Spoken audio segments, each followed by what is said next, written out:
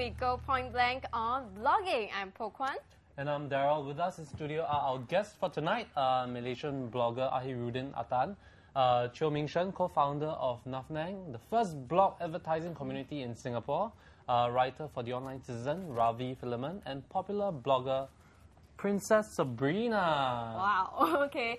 Nice to have all of you here in the living room with us today. First of all, before, we talk about, blogosphere, the greater issues of that, let's get our guests to start talking about their blogging experience. That's right. First. We start from the right. Yes. Hey. Blogging experience. Yeah. Okay. So, how did you get started, on blogging? Before you went into launching Nuffnang? The person who started me off was my partner, Timothy. So both of us were about to graduate, and we had to choose a path, One, either to start our own business or to go into investment banking. So investment banking as opposed to blogging. Yeah, So we chose the business, and he came up with the idea of doing blog advertising. Wow. So back then, I didn't even have a blog. I didn't know what blogging was. Back then was how long ago? 2006. Okay. Yeah. So I didn't even know what blogging was. I'm a late adopter. So what happened then was that I decided, okay, it's a good business idea. So let's try this out. And of course, I need to understand what blogging is. So I started my own blog, and then basically. That's how I started out my blog. Okay. Yeah. What about Princess Sabrina here? Okay, I started blogging about 2 years ago on my current blog. But before that, I was doing web development and stuff, designs for about 8 years total. Oh, nice. Okay. And And then you have a few blogs, right? Many blogs. Yeah, in excess of correct. 5 blogs. Wow. Okay, I have my personal blog, which is the one, the Sabrina.sg, and the rest is actually catered to different specialized fields. For social media, I have a pure food blog and gadgets. Oh, right. Yeah. Okay. And what about Ravi for yourself? I started blogging about 2 years ago as well. While I was in the US, I just came back from the US in April, and since I came back, I started blogging for The Online Citizen. All right. Then what about Rocky? I had no choice. Yeah. Why no choice? Rocky was a journalist. I was a journalist for over 20 years. Then I was out of the newspapers, and I wanted a voice, and the blog was there. And then I thought of blogging just for fun. But then someone suggested that we should try and change the government. So we started blogging seriously.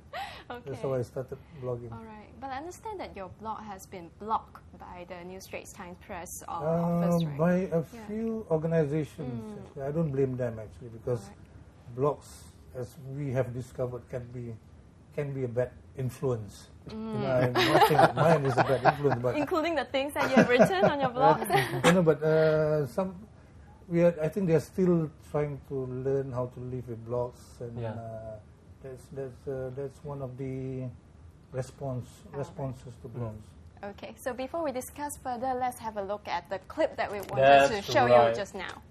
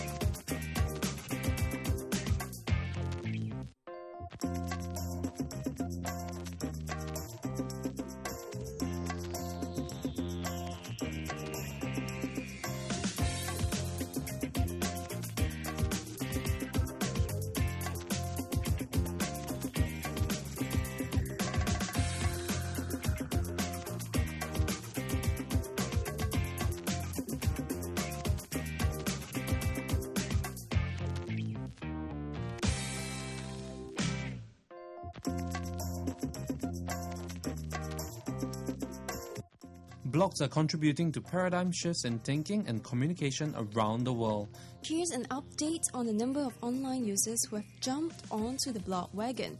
According to a report by Ames, there are at least 112 million blogs, and the number is growing by 175,000 a day, or by about 2 blogs per second. Blogging has suddenly become a more mainstream activity among Singaporeans, especially amongst the youth. They are no longer restricted to simple consumption of content as in the era of mass broadcasting. New media has given them access to tools of production like blogging, where they become prosumers, consuming as well as producing. And how can we tell? Do you keep your own blog? Like an online diary? Yeah. You do? So what do you blog about? Like my life, friends, everything. No. Not at all. No. Okay. And how come? Many young people are keeping a blog, and even if they don't or have abandoned it after a while, they are still the most active consumers of blogs written by others. So what kind of blogs capture their eyeballs? Sometimes I read makeup blogs. They're quite interesting. Okay. So find out the latest trends in makeup. Yeah, and new products, reviews and stuff. Technological blogs. They do influence what I buy. Those gaming blogs. Do you follow up on other people's blogs? My friends. Okay. Yeah. Mostly. Other lifestyle blogs, celebrity blogs, or politicians? Sometimes. Which celebrity blogs do you visit? The Xiaxue. Yeah. So what do you like about her blog? I think she's very honest, very straightforward. Then, yeah, I think quite entertaining. So you go there for the gossips, yeah? Yeah, sometimes. Class blogs, like my form teacher has one. Then just go there, like post some things like, how are you? Cause my P5 just finished, so to just be united with my class, I just do some. So use the blogs to organize gatherings for your class. Yeah. Not only has the blogosphere changed the way many of us gather information, it also shapes the way we are connected to each other. Probably you're more connected to others and you're more updated with what other people think.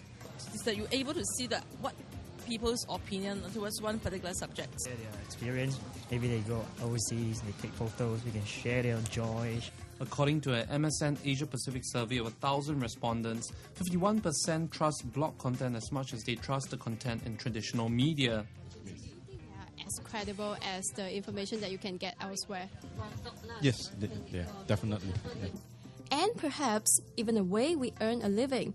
A 2008 Technorati report says that an average Asian blogger earns $7,500 per year through blog advertising, even though this finding is skewed by top bloggers who earn more than $200,000 per year. Do you want your blog to be commercially viable? Like if let's say it can gives you like advertising revenue, would you like want to update it more often? Perhaps. Yeah, why not? With more brands recognizing the value of blogs as advertising platforms, many influential figures in our society also note their values in shaping public opinion. Celebrities use their own blogs to promote their latest works or explain themselves in response to bad publicity. The same goes for politicians. Those in power or struggling to be in power are using blogs to advance their causes. While it may seem that anything goes in the blogosphere, it may not always be the case. Recently, the police have arrested a 24-year-old man for posting racially offensive content on his blog. Under Section 298 of the Penal Code, Chapter 224, those who have deliberate intention of wounding the religious or racial feelings of any person can be jailed for up to 3 years or fined or both. Former Singaporean lawyer Gopalan Nair was also sentenced to 3 months jail for insulting High Court Justice Belinda Ang in his blog postings. These incidents have shown us that there are boundaries that cannot be crossed over even in the blogosphere.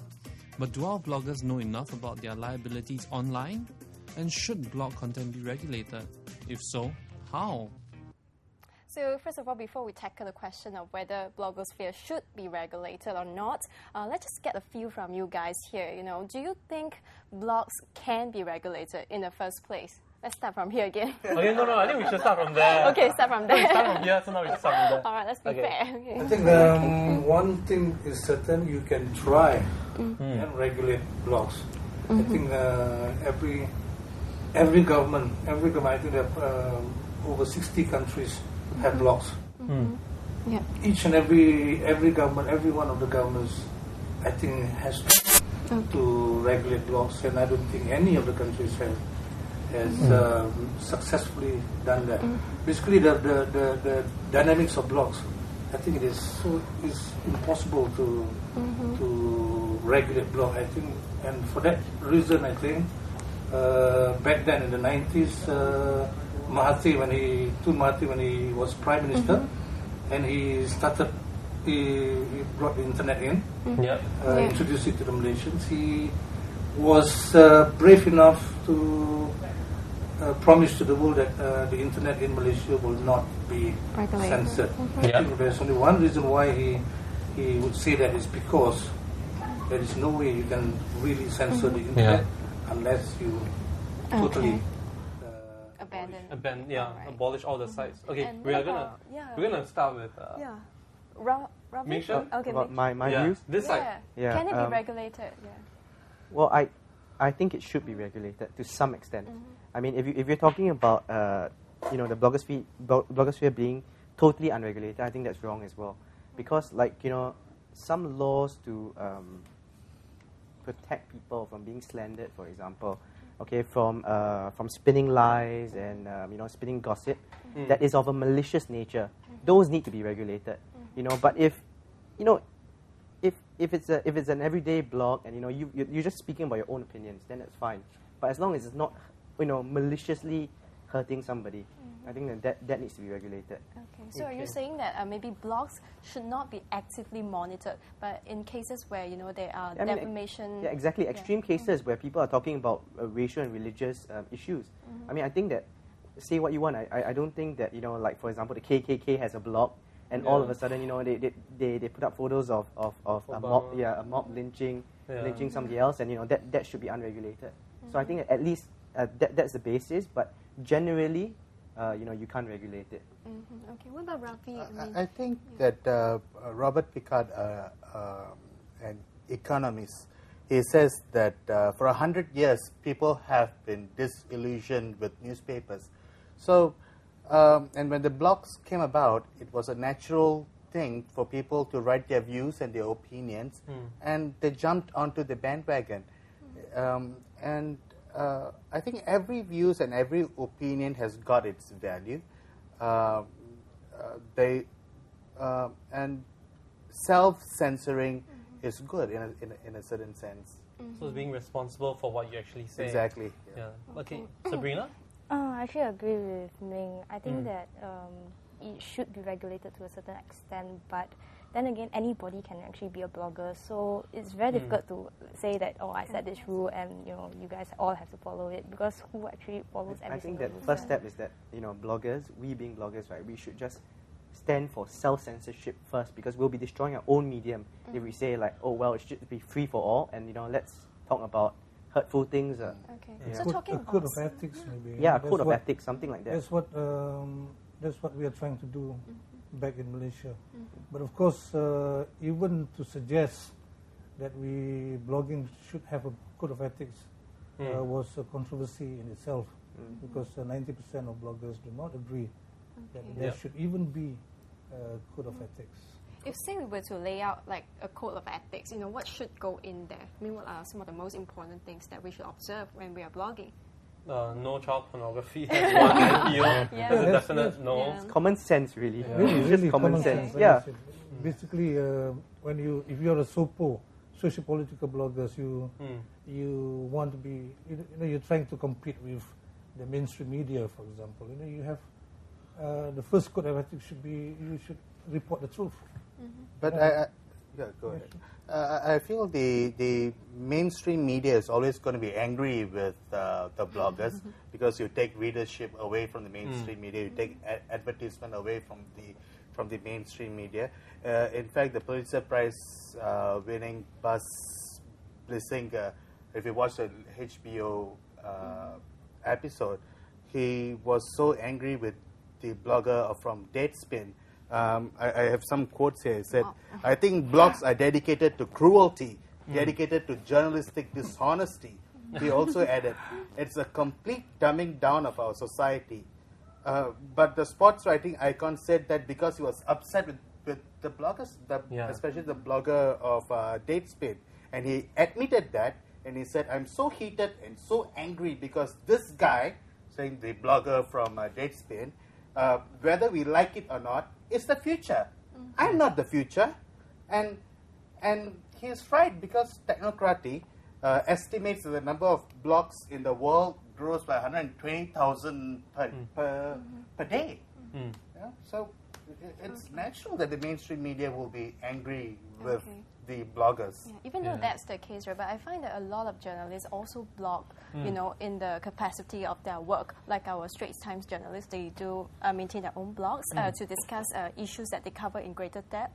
And also at the same time, I guess a lot of journalists are also appreciative of blogs comments because they can quote these comments in their news stories. So actually, are we saying that, I mean, like the influence of comments on the blogs can actually extend beyond the blogosphere and go into the traditional media, since journalists themselves are quoting from the web?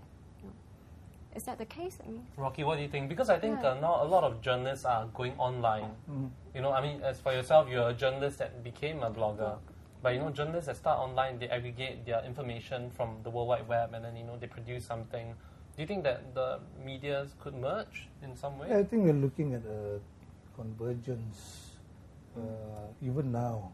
You know, because more and more journalists are resorting to blog. It's just a medium, basically. You know, it's but a powerful medium nonetheless. But if we, again, I have to limit myself just to social, political blogging. In Malaysia, for example, the bloggers started out being watchdogs of the media, the mainstream media, the newspapers and all that, saying that the Malaysian mainstream media were too pro-government and blah blah blah, not objective and not fair enough, you know.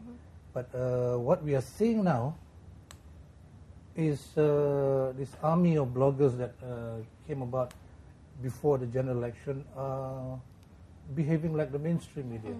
They have been politicized. They are taking sides. They are not objective, you know. So once that happened, and we have not come to monetization, when money hijacks blogs, what we are going to see is blogging as a medium turning into something like the mainstream media that we are more familiar with. And a lot of like sites actually go online already, like, you know, the New York Times and all that, they're all online. So I think it's just a short step away. The very fact that we're here today, you know, is because of our blogs. So there is convergence. Like, you know, I'm sure some of you have been interviewed on TV or like on news, on newspaper, and like, you know, they find us through our blogs. You know, like reporters go online and find out what's going on, because that's the first place, you know, the information goes to, and then they use that as a touch point.